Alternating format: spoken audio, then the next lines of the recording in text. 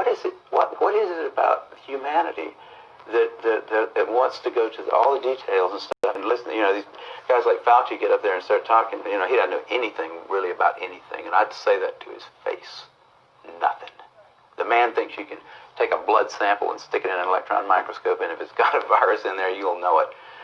He doesn't understand electron microscopy, and he doesn't understand medicine, and he should not be in a position like he's in.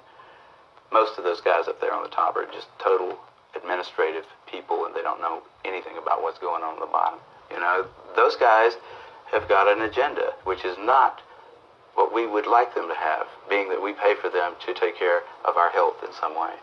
They've got a personal kind of agenda. They make up their own rules as they go. They change them when they want to, and they smugly, like Tony Faukci does not mind going on television in front of the people that pay his salary and lie directly into the camera. You can't expect the sheep to really respect the best and the brightest. They don't know the difference, really. I mean, I like humans. Don't get me wrong, but basically, the vast majority of them do not possess the ability to judge who is and who isn't a really good scientist.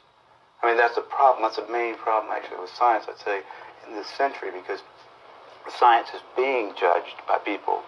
Funding is being done by people who don't understand it.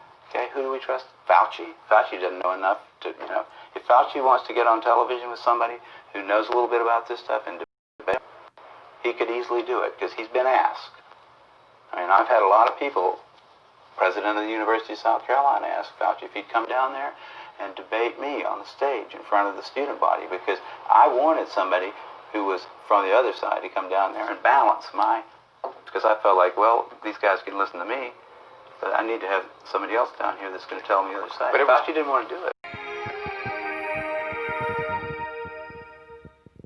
Well, it was typical of a really interesting development in that I was looking for something else, and it was a like PCR was the possible outcome of a solution to a hypothetical problem that didn't really exist. I mean, I was working on trying to sequence single base pair, think what they call SNPs today, single nucleotide polymorphisms, because those were medically important. And I was trying to do it with oligonucleotides because I ran a lab that made them, and we had really improved the efficiency with which we made them over the 3 or 4 years prior, so that we could make them a lot faster than the company CETUS that I worked for could use them.